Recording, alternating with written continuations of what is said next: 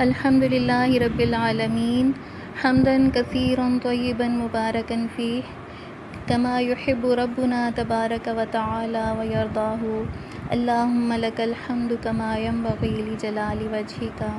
وعظیم سلطانک اللہم صل وسلم وبارک علی عبدک ورسولک محمد وعلی آلہ وصحبہ اجمعین۔ آج کا سبق آیت نمبر 11 اور 12 پر مشتمل ہے اور کچھ مختصر بھی ہے کیونکہ یہی بات اگلی آیات میں بھی آ رہی ہے جہاں نسبتاً تفصیل کے ساتھ اس پہ بات ہو جائے گی۔ تو آیت نمبر 11 جو ہے وہ اس طرح سے ہے فَضَرَبْنَا عَلَىٰ آذَانِهِمْ فِي الْكَهْفِ سِنِينَ عَدَدًا، تو ہم نے غار میں ان کے کانوں پر گنتی کے کئی سال پردہ ڈال دیا۔ دربنا یعنی مارنا، دربا ہوتا ہے مارنا، تو دربنا کا مطلب یہ ہے کہ ہم نے تھپکنا کے معنی میں بھی ہے علی آذانہم، ان کے کانوں کے اوپر، کہ ہم نے ان کے کانوں پر پردہ ڈال دیا۔ مراد یہ ہے کہ ہم نے انہیں سلا دیا تاکہ ان کی پریشانی اور گھبراہٹ ختم ہو جائے، کیونکہ نیند اس کا سب سے اچھا علاج ہے۔ اور اس کی ایک وجہ بھی یہ تھی کہ جس پریشانی، گھبراہٹ اور مشکل میں وہ گرفتار تھے، اس سے ان کو نکالنے کے لیے ان کو سلا دیا جائے تاکہ ان کی ساری پریشانی اور گھبراہٹ ختم ہو جائے، اور نیند ہی اس کا سب سے اچھا علاج ہو سکتا ہے۔ نیند بہت سارے امراض کے لیے شفا کا درجہ رکھتی ہے، شفا کا باعث بنتی ہے، اور ایک وجہ یہ تھی کہ ان کی مشرک قوم سے بھی محفوظ کر دیا جائے۔ تو عربی زبان کا ایک محاورہ بھی ہے جس میں جب کوئی سو جائے تو کہتے ہیں کہ ضُرِبَ عَلَىٰ آذَانِهِ، کہ اس کے کانوں پر پردہ ڈال دیا گیا۔ پھر اسی طرح نیند کے عالم میں یہ ہوتا ہے کہ باقی تمام اعضاء پر بھی پردہ ہی ہوتا ہے، لیکن جو بیرونی دنیا کا احساس جو ہے وہ کچھ نہیں ہوتا نیند کی وجہ سے۔ تو جسمانی اعتبار سے یہ ہوتا ہے کہ سب سے آخر میں کان سننے کا عمل بند کرتے ہیں، تو کانوں کو بند کر دینا، ان پہ پردہ ڈال دینا تاکہ انسان کسی شور ہنگامے سے متاثر نہ ہو، کوئی چیز اس کی سماعت سے ٹکرائے نہ اور اس کو تکلیف نہ دے۔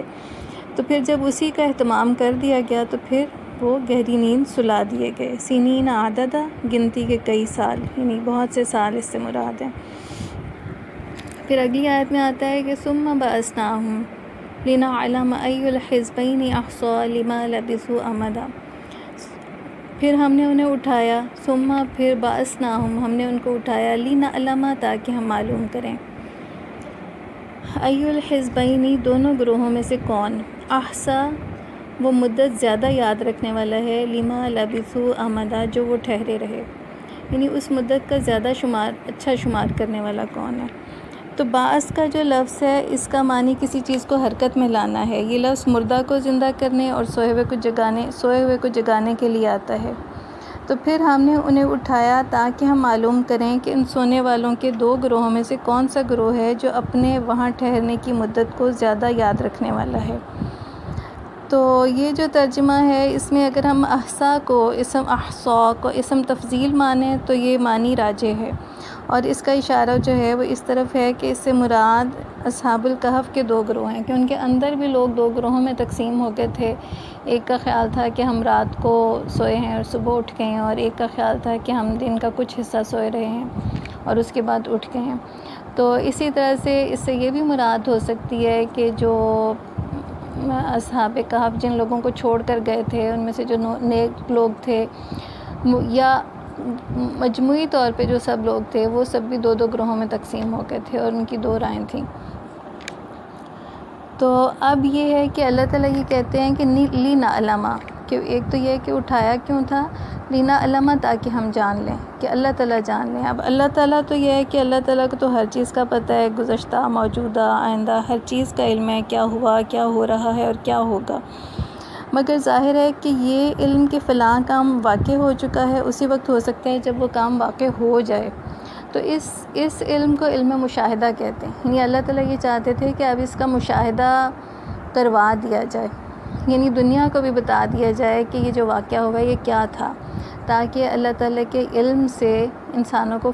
فائدہ پہنچایا جائے اس سارے واقعے کی معلومات دے کر۔ تو یہی مقصد تھا کہ اگر تو وہ ان کو سلائے رکھا جاتا اور یہ واقعہ دنیا کے سامنے نہ آتا تو دنیا یہ نہ دیکھ سکتی کہ اللہ تعالیٰ کی قدرت کتنی بلند ہے اور کیا شان ہے، کیسے اللہ تعالیٰ نے وہ لوگ جو معاشرے میں جن کی جان کے در پہ تھے لوگ اور ان کو کوئی تحفظ حاصل نہیں تھا، ان کو محفوظ رکھا، اور پھر جب ان کو اٹھایا تو ان کو ایک بہترین نشانی بنا دیا ایمان کی، اطاعت کی، استقامت کی، اور اس بات کی کہ عام طور پہ جو چیز سوچی نہیں جا سکتی، اللہ تعالیٰ اپنے محبوب بندوں کے لیے کیسا بہترین انتظام کرتا ہے کہ انہیں محفوظ بھی رکھے اور انہیں ہدایت کا ذریعہ بھی بنا دے اور ان کا درجہ بھی انتہائی بلند کر دے۔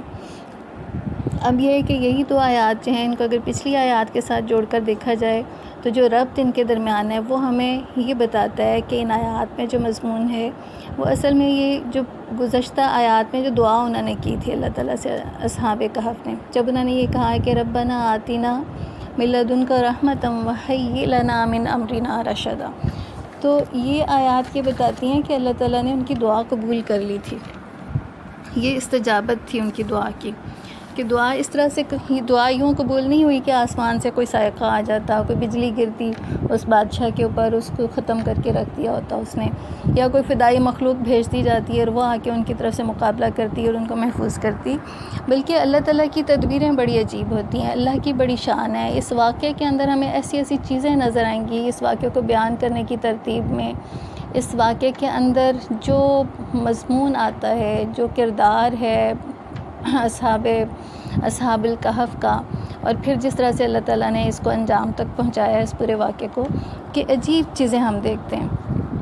آپ یہی دیکھ لیں کہ کیسے اللہ تعالیٰ نے ان کو نیند کے ذریعے سے ان کی مدد کر دی، ان کو سلا دیا، پھر سلانے کے دوران ان کی حفاظت کی، ان کی کروٹیں بدلوائیں، پھر ان کو وہاں پہ محفوظ رکھا، پھر ان کو اٹھایا اور پھر ان کو ایک نشانی بنا کے تو لوگوں کے سامنے ایک بہت بڑی حقیقت ان کے سامنے پیش کر دی۔ تو اللہ تعالیٰ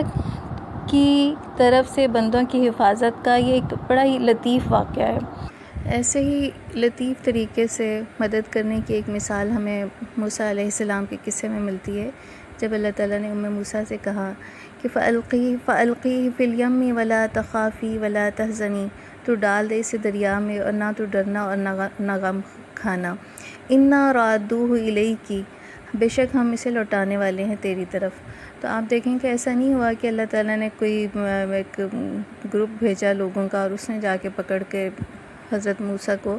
ان کی والدہ تک پہنچا دیا، بلکہ اس کے لیے طریقہ کیا تھا کہ وَحَرَّمْنَا عَلَيْهِ الْمَرَاضِعَ، کہ ہم نے حرام کر دیا تھا اس پر دائیوں کے دودھ کو، کہ اللہ تعالیٰ نے کس لطافت کے ساتھ اپنا مقصد پورا کیا کہ اللہ نے اس کو یوں ممکن بنایا کہ حضرت موسیٰ علیہ السلام پر دائیوں کا دودھ حرام کر دیا، اور پھر یہ دودھ ہی کی وجہ سے وہ اپنی والدہ تک پہنچے۔ تو اللہ تعالیٰ کی یہ اس واقعے کی لطافت ہے کہ کس طرح سے دعا جو ہے وہ کس شکل میں قبول ہوتی ہے، اور یہ جو شکل ہے کہ ہمیں بارہا تاریخ میں نظر آتی ہے کہ کیسے اللہ تعالیٰ نے اس طرح سے لوگوں کو امن اور سکون عطا کیا۔ جیسے غزوہ احد میں تھا غمم بغمن کی کیفیت تھی کہ پہلے ایک مورچے کے اوپر لوگ ہل گئے اپنی جگہ سے، اس کی وجہ سے شکست ہوئی، پھر اس کے بعد ابھی وہ اسی غم پریشانی میں مبتلا تھے کہ دشمن نے پلٹ کے دوبارہ حملہ کر دیا، اور پھر اس کے بعد یہ تھا کہ پھر ان کو جانا پڑا تھا ان کے پیچھے جانے کے لیے، اور حالت یہ تھی کہ گرتے پڑتے جا رہے تھے لوگ، لیکن پھر بھی انہوں نے ہمت نہیں ہاری اور ایک دوسرے کو اٹھا کے وہ دشمن کا سامنا کرنے کو تیار تھے، دشمن کا پیچھا کرنے کو۔ اس وقت پھر یہ آیت نازل ہوتی ہے کہ ثم انزل علیکم من بعد الغم امنۃ نعاسا یغشی طائفۃ منکم، کہ یہ بتاتی ہے، اس آیت سے یہ پتہ چلتا ہے کہ کیسے اللہ تعالیٰ نے نیند کے ذریعے سے یا ایک غشی کسی کیفیت میں ڈال کے ان کو امن اور سکون عطا کر دیا، پر نیند طاری کر دی۔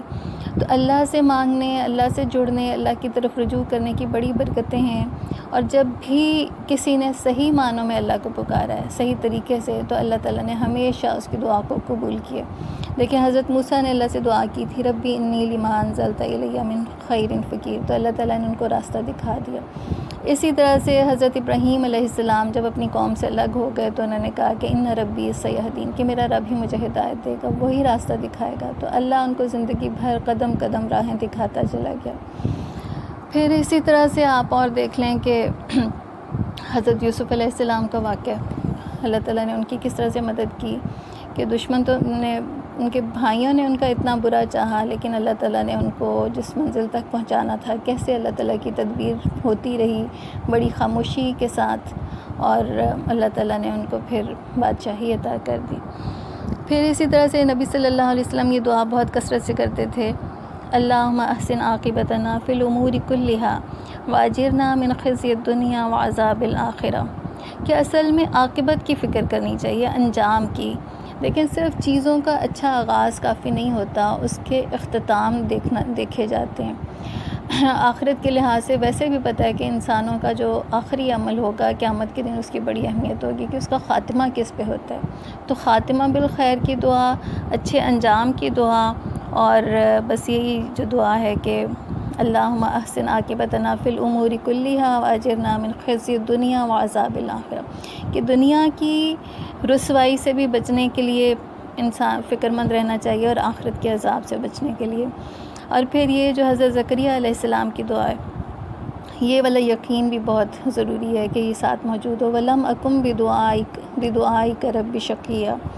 تو اللہ تعالیٰ ہمیں توفیق دے کہ یہ جو ہم نے قصہ پڑھنا شروع کیا ہے، یہ واقعات، ان سے سچے دل سے سبق سیکھ سکیں اور ان کو اپنی زندگی میں لا سکیں۔ اللہ تعالیٰ ہمیں توفیق دے کہ ہم اس حق سے پوری طرح سے نصیحت حاصل کر سکیں۔